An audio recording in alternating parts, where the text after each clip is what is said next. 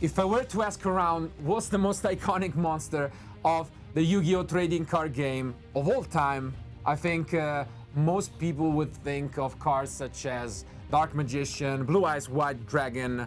But if we were to think of just effect monsters, the answer might drastically change and go from a 3000 attack monster to maybe a small 500 insect. And that is Max C.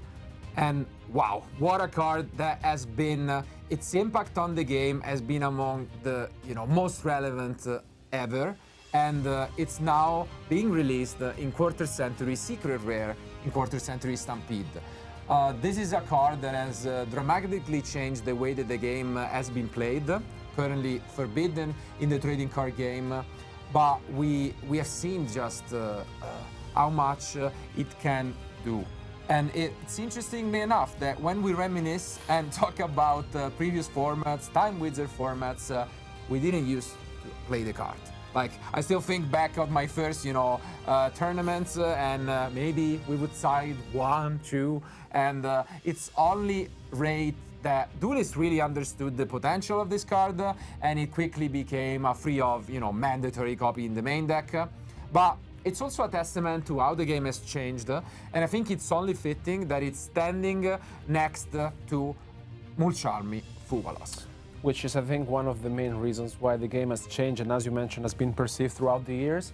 And we also, witnessed it at YCS Birmingham 2025. I think this card was played in every single deck, most likely, and I think gives the deck, a lot of consistency, because most of them basically special summon monster either from the main deck or the extra deck.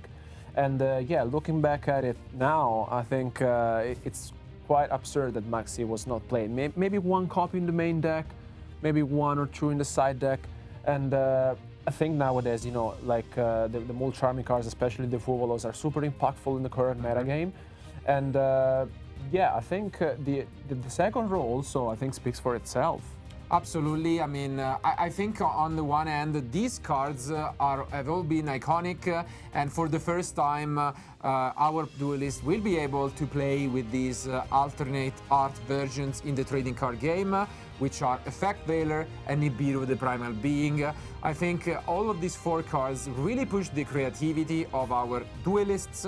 When it comes to cards such as Mulcharmi Fuvalos, for example, we had seen very different strategies, all the way of trying to counter it with cards such as Called by the Grave, or just playing a different type of deck, which, I mean, Dinkabui has really proved himself once again at YCS Birmingham, taking it with Fire King, a deck that can just say, okay, I'm going to stop, not special summon from the extra deck, it's alright, I'm gonna make essentially your card less powerful than what it looks like.